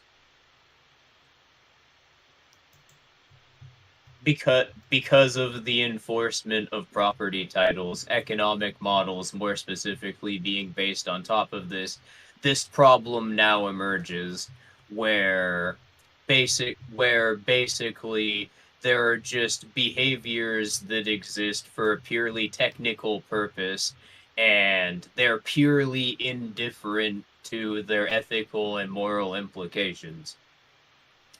And one of the most perverse examples I've literally ever seen of the problem of responsibility emerged in that regime because of that. And I'm not even going to try talking about it on stream. If anybody wants to look it up, read into Prison Camp S21. TLDR, it was an extermination center that existed because of the fact that the military ran their political economy. So basically the way that their government ran, they couldn't, like, the people actually running it organizationally could not report a short rice quota because of the fact that it was literally required to meet rice quotas from the collective farms for their organization to function internally, and the price of that not being met was literally just you die and get replaced with somebody else.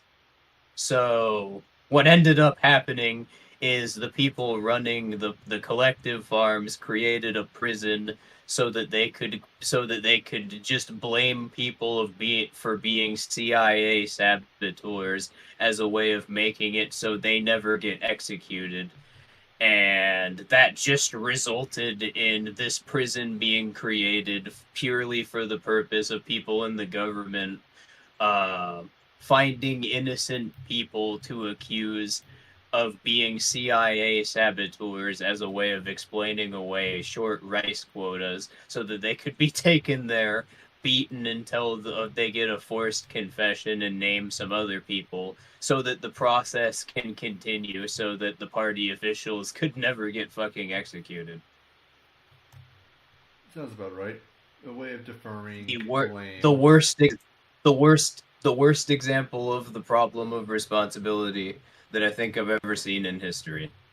Sounds about right. And I would say it's an archetypal example because it's literally the only reason it existed, is just that problem created by property titles. Yeah.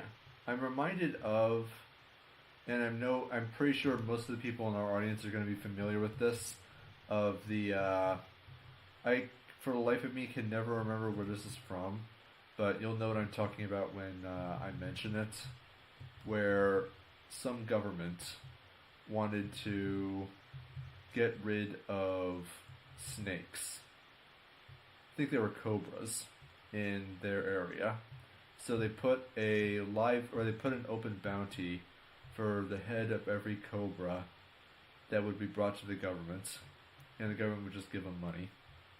And so what people did is they actually started capturing cobras, breeding them, and then any of the excess cobras that they didn't keep for breeding purposes, they would just give over to the government so that they could get free money. Basically breeding cobras for profit, and it ended up creating a situation where there are now more cobras than before, even though the government was actually But basically, what the problem of what the problem of responsibility demonstrates fundamentally that political ideology's analysis of the state misses is fundamentally a claim that demonstrates that when it comes to your existence or the government's organizational model, it will choose its organizational model every time because it literally has to. And twice on Sunday. If it acknowledges the problem, then the norms that it tries to create by enforcing property titles fall apart. So they're never, when they're put into a situation like that, they're never going to be able to actually acknowledge that there is a problem. So it's just going to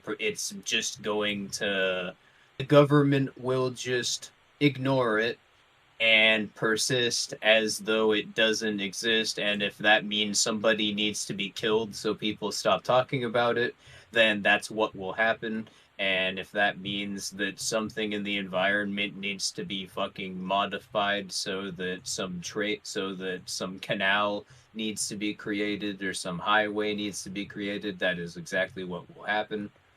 And if you think that it can be changed ideologically, well, this demonstrates that that's very much not the case, because it's a mechanical process set in motion because of the government's very organization model. You can certainly try to ignore it or excuse it away, but yeah, I mean, like, I'm not familiar with that particular Khmer Rouge model before, but having heard it, it does just make total sense to me. Why the hell wouldn't people just choose someone else's life over their own when they could just very easily deflect blame? And in the context, that government is a really good example to cite, really, in the context of any discussion around political ideology, because of the fact that the only incentive that existed internally while the Khmer Rouge was the government was just do something, and if you die while you're doing it, you'll die from exhaustion or getting shot. Whereas if you don't do it, you'll die by getting beaten to death. That's essentially the incentive structure in that society, or quote unquote society.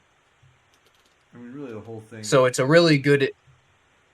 So it's a really good example because it's probably the closest to a place that's ever existed in history where the only thing that's actually holding anything together is just the state pointing guns at people. In which case it was just them being honest. But anyway, what were you gonna say? Right now I am just thinking of one particular take I've heard in regards to trying to excuse away, like, literally anything terrible that the state does ever. In that, like, it tries to deflect blame away from the actual actions taken by the governments by trying to point out that, well, I mean, it's up to the people to overthrow those governments when they become tyrannical. And the fact that they didn't means that they're complicit, which means that there is an actual moral equivalence between their inaction and the horrible actions taken by the government that rules over them. Yeah, this is just a 4-year practical example demonstrating why that's not the case. But you don't really need this specific government. I mean, there's other contemporary examples you could point to that are very similar. You think people in North Korea want the North Korean government to be there? And you think that they don't understand what's up? as far as their standing in relation to the government. I think if you were, I think if this person were to reply, he probably he would say yes. Actually, it's their fault that they're being oppressed because they don't do enough to overthrow the Kim family. Yeah, which is insane, and obviously in North Korea you get freaking lined up by a firing squad for watching K-pop videos. And they don't do enough apparently. So you get And like, the only reason their government's even able to function that way internally is because it's propped up by the Chinese government, and the reason it's propped up by the Chinese government is so that it can have a presence in it can have a navy in the South China Sea because it's not surrounded by NATO states on all sides. And Cambodia was a very similar situation. How was it able to function like that internally? Long story short, it wasn't. The only reason that it existed is because it was propped up by both the U.S. and Soviet Union at the time, because Cambodia's border with Vietnam was being used as free real estate for bombing runs by both of them. yep, it's a good way of being able to circle around and bypass national borders. Just free airspace. What could possibly go wrong? Turn in Oh yes, turn when you need a location for military strategic reasons. So you turn an entire country into the Book of Revelations for 4 years. Of course. I mean, what else are you supposed to do? Not turn an entire country into the Book of Revelations for 4 years? Come on, be reasonable.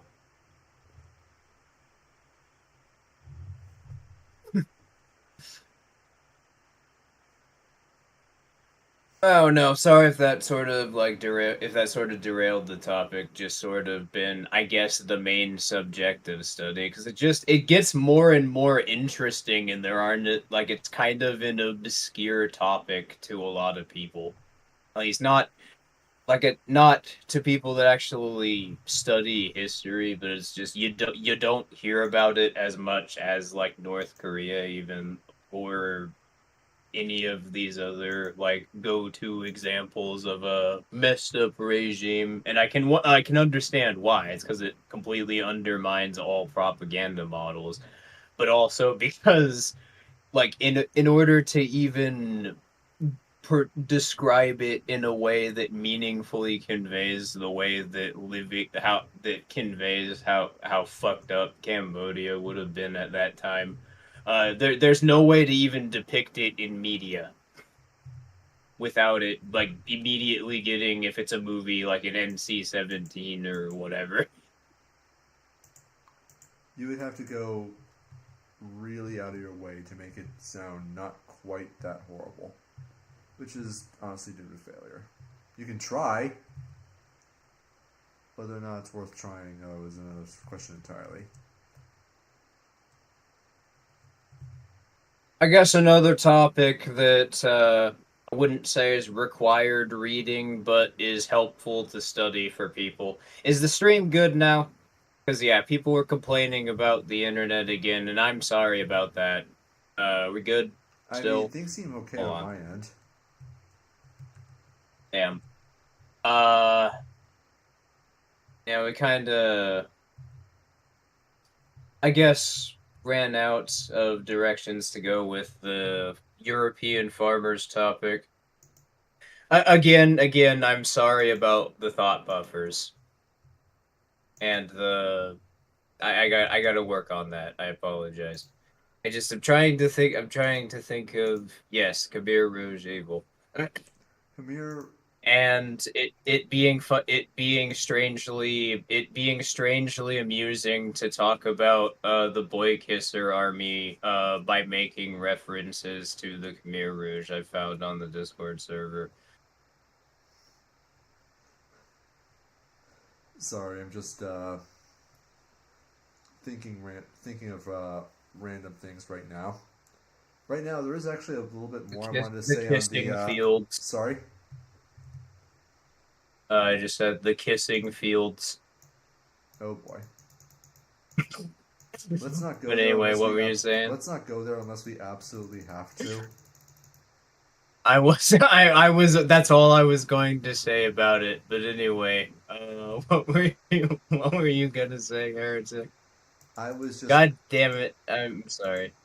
Yeah. So all I was going to do was just remark on how the. I mean, we talked about how the situation. Oh freaking hell! What's he doing up there? We talked about how the situation started, and how the European Union just has completely lost control of the narrative regarding it, what's happening, and what's going to happen as a result of it. But I feel like there is something that I'm overlooking that I completely forgot about. That I think is I pretty would important say. I think it's kind of important for contextualizing everything that's going on with that in particular. I remember it had something to do with. Right, I remember now. So, tactics. That's what I was. Tactics. Go ahead. Yeah. But So, I brought up earlier in the stream that what made them different from, say, the American trucker protests, and we kind of alluded to this, where they were just going around like honking their horns, going, "Yeah, Trump." Whereas what the Canadian truckers did is they made it impossible for shipping to even occur within the white markets, and actively set up their trucks such that the Canadian government, in all of their infinite wisdom, had to bring out massive amounts of machinery and infrastructure just to move trucks out of the way. They would have cops going around stealing tires off of the trucks in a way that actually only made it more difficult for them to be moved later. So they kind of shot themselves in the foot there. But what was important? Yeah, I remember seeing that. But what was important? Sorry, go ahead. What's important is that they actively positioned themselves, the truckers, in such a way that they were actively disruptive to the ability of Canadian supply chains to be able to function. And that's something that the farmers in Bongistan and all of these other Euro-poor countries have been able to do as well. That they've made themselves so obnoxious that it's become impossible for the European Union and other European governments to ignore them. And that showcases very much one of the very significant vulnerabilities that the state actually has. That they're dependent on the supply chains that they've coordinated to be able to prop up both their own internal organization models as well as the various firms that they outsource a lot of functions to. Which I know for the United States, they are really, really dependent on the firms that they outsource a lot of their functioning to be able to survive. A lot of other firms don't really do that. A lot of other European governments don't really do that all that much. They tend to prefer to have their supply chains and shenanigans managed internally. I don't know why, but they do.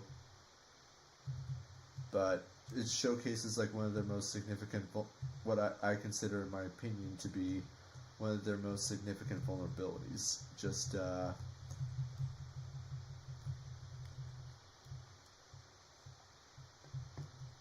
their own. Sorry, I'm doing a bunch of stuff simultaneously here, but just their ability and relate. Yeah, Well, it's just pointing out that their chief vulnerability is logistics. It's the same thing like in war. You shut down their supply chains, you basically starve the army, and an army marches on its stomach. Not to say, I'm only using a war analogy to describe the internal organization and what its vulnerabilities are. I mean, I think a good demonstration of this in more contemporary times is how a relatively small organization within a country that probably nobody even knows where it is on the map, the Houthis in Yemen, have been able to be massively disruptive to the supply chains of the United States just by, shooting rockets at a handful of ships that are going by one of the most significant trading routes in the world.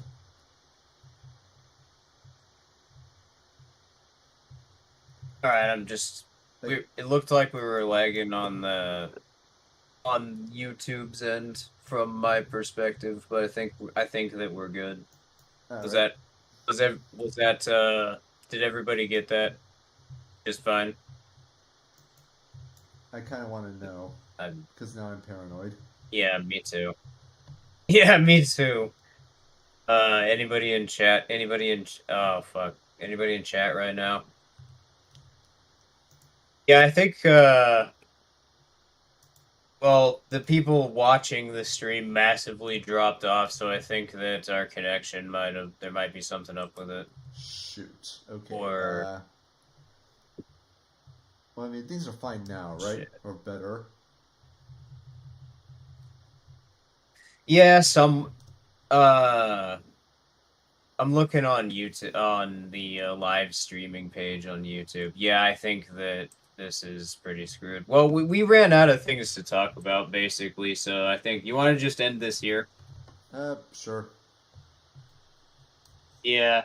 Goddamn, I'm so really sorry about the way that this stream had to end. But yeah, we'll have more stuff to talk about. I think that we'll probably be doing another one. And you know what? I'm not gonna promise it because I think that's a big part of, at least on the commentary side, from my perspective. Like, that's what's been kind of bothering me this entire stream, and we're still live, by the way. So I I guess if the stream, you know what, we're not ending. We're not ending. If everything is fine by the time that I'm done talking, we'll continue. But yeah, the main issue is that I've just been having to deal with a bunch of like shit going on the side and trying to deal with logistics nightmares that I can't really do anything about, and that's mainly what I've been thinking about in the last week. And I'm sorry that I didn't really have much time to prepare for the topic of the stream, but I knew basically when I heard about it, essentially the gist of what I wanted to say. So if it sounds to anybody like I'm stretching or like I was um, stretching these topics out a bit, then I guess I kind of was. But streams like that streams aren't going to be like that going forward, and I don't even think this one was that bad. But if it was, then that's kind of, yeah. I'm sorry about that. And that's why that was the case. I mean, I just can't help. I just find this fascinating, just because it's a demonstration of exactly what we've been talking about in the past with the state not being able, or the state having incredibly significant vulnerabilities that people are going to exploit, not for any ideological or philosophical reasons, but just because they find it necessary as a means to secure their own interests. Literally nobody has to be an anarchist. Also, we're fine, apparently on YouTube now, okay. As far as our connection. So, all right, I guess we'll continue for another few minutes. How's that sound? That sound, everybody? Sounds good to me. But yeah, what were we saying, Heretic? Yeah, just a point, just a accurate demonstration. Now, I can't help but recall that someone who is European in the back alley actually shared around this picture showing, like, I can't remember the name of the canal, but it's like the most important waterway in Germany, or so I'm told. And it shows six barges side by side, completely blocking that waterway, all part of this farmers' protest thing.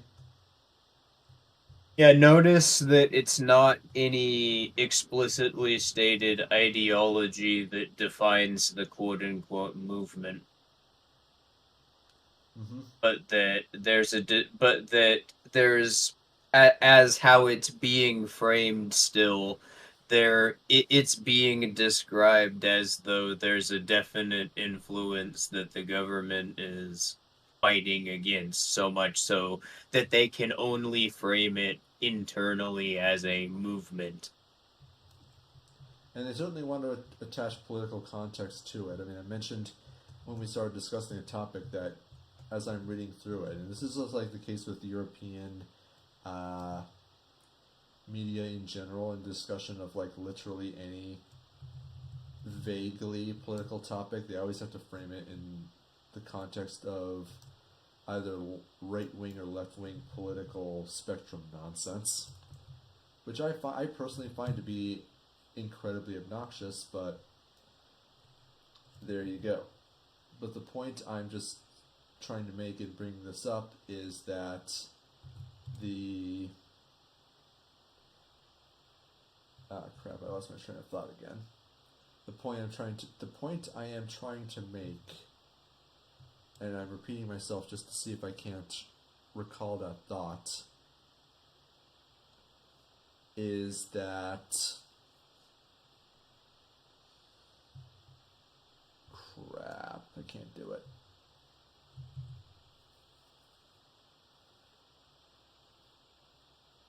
Now I have to go back and recall the points that I was making at all.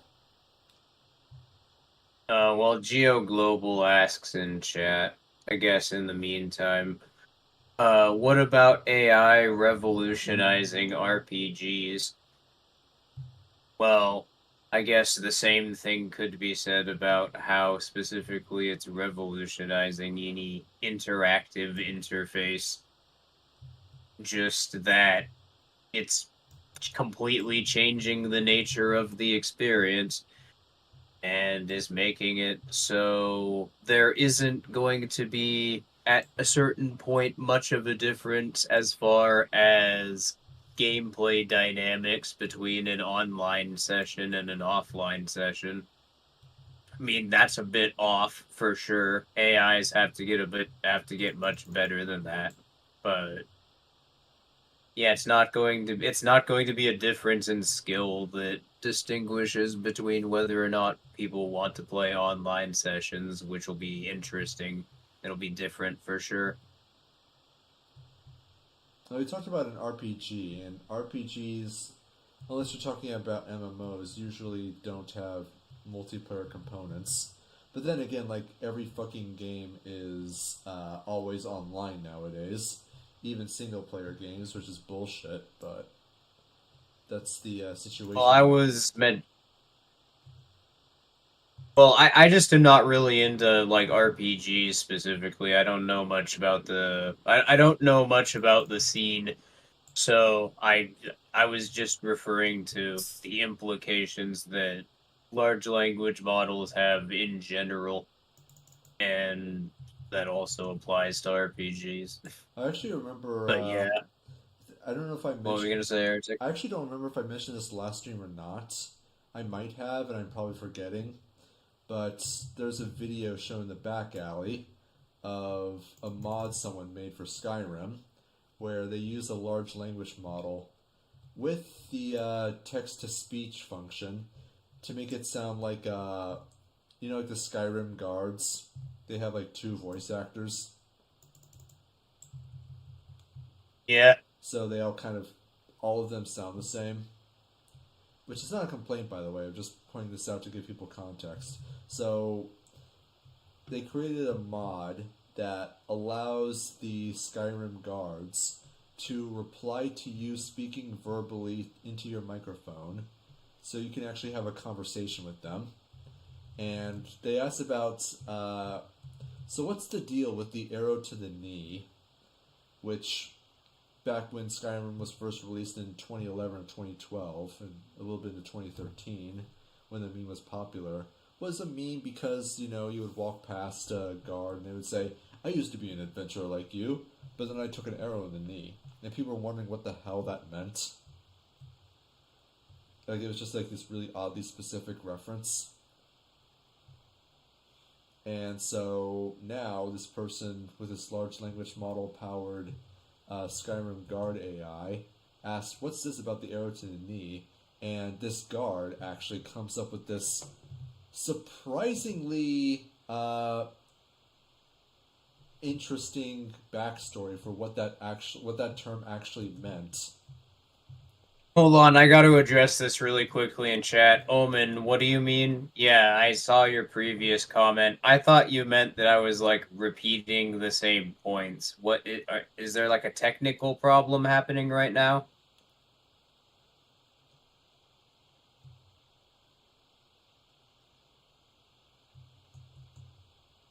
And yeah, but just generally,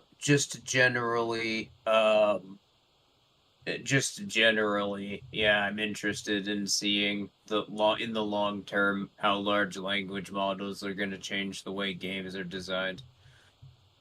Yeah, just like there's so many immersion properties that could come about just by creating a large language model and just like letting it, and then setting it loose. The thing about the arrow to the knee is that the AI described it as a way for guards to describe a point at which one becomes experienced. It's like, how many battles have you fought, how many victories have you won, is described roughly as have you taken an arrow to the knee. So it actually came up with, it's amazing. It came up with it conceptualized a metaphor in a way that makes sense in the context of the setting. The arrow that you take to the knee is the experience you gained along the way. is basically a TLDR of what the AI's conclusion was. Yeah, but it's actually, I find that to actually be interesting. I mean, the prevailing theory for what the arrow to the knee actually meant was just like, I used to be an adventurer like you, but then I got married. Which apparently has some historical backing in Norse culture, but I'm not terribly familiar with that, so I can't really comment on that one way or the other. And that guy was definitely. And I love it because I would have never been able to come up with that, but it's just that's the thing that I love about AI generated responses, is because of the fact that they don't have the creative function of the human brain. The way that their reasoning works internally is just so goddamn hilarious in like a dog and cat video sort of way. And this is a perfect example of it. I love it. It's too wholesome. It's good. It's so good. And and that thing just fell from the sky. And I can't wait. I personally cannot wait to see how it gets integrated into future content and how it would be. As for the exact, like, what specifically is going to happen, I can only speculate on. But right now, I think that there is a bit of a restriction in terms of how much file size that having a particular large language model existing in a video game is going to be. I know with like a lot of large language models, they have a pretty significant problem with how much memory they're allowed to store. It also creates a very interesting problem where how a large language model would interact with an overarching narrative. Yeah, Geo Global just mentioned in chat, AI Dungeon proved that AI could play as a DM back in 2020. Yep, I know about AI Dungeon. Yeah, I remember that. I remember seeing many Oni plays streams of them messing with it. It was great. And I can't help but think, like, it's 2024. What is it capable of now? I mean, I think OpenAI is actually developing ChatGPT 5 right now. I don't know, a year ago. Okay, first of all, that's great. That's great news, although I could get into why I have concern. I could go into why I'm skeptical about that. I have questions. But my favorite is still Nostalgia Critic Reviews Boy in the Striped Pajamas. The AI generated review. Can we find that again? We need that in our lives once again, because that is just A- it was too funny. After after the stream, we'll go into voice chat in the back alley, and yeah, we'll watch that. That's not even the best. That's not even the best part. It's one of those upload. Somebody details their interaction with that particular version of GPT. It was GPT-3, and they told it to create a nostalgia critic review of World War II, and like to review the events of World War II like it was a movie. I remember that. You know, Yes. yeah, you know, when you have to create a sequel to The War to End Wars, what does that say about your writing? Tells you the writing was and so then good, you he had to do it again. And then he started pointing out logistics problems in the Holocaust that sound like things actual denialists would use in counter arguments. And by the way, YouTube, we're not saying that the Holocaust didn't I happen. Just No, we're not. just to be Actually, we're not. yeah, just to be 100% clear. It's just that in this comment is what this person claimed happened when they told it to impersonate Doug Walker as nostalgia critic reviewing World War II like it was a movie. Didn't they also say, like, how Hitler is the And most cliched villain? yeah, he's trying to genetically engineer an army of super soldiers. What is he, an 80s comic book supervillain? Yes.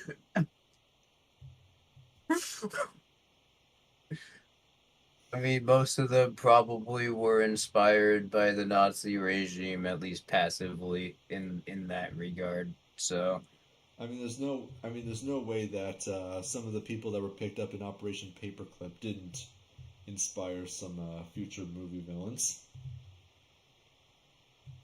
I mean, they inspired MK Ultra. I mean, I could what were we gonna say, Heretic? I said there's no way you can convince me that supervillains as a concept in fiction didn't emerge because they needed a character archetype that seemed so over the top that people wouldn't believe that they existed in real life.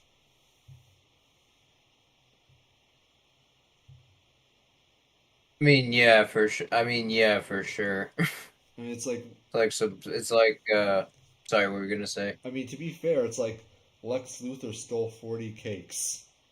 I don't know any politician that is quite that evil, but they come close, you know. He didn't steal. I mean, he stole 40 cakes. Yeah, that's not as Not as evil as Donald Trump cue picture of him standing next to Jeffrey Epstein kissing on 12-year-old girl.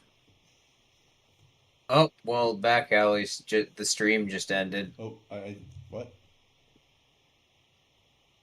Yeah, the stream ended. Well, I didn't stop it. I didn't stop it either. The fucking internet just cut out. Ah, shit.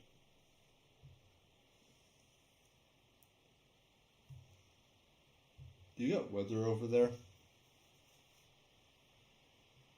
What was that? Do you have weather? Yeah. That might be the problem then. We have intermittent interference.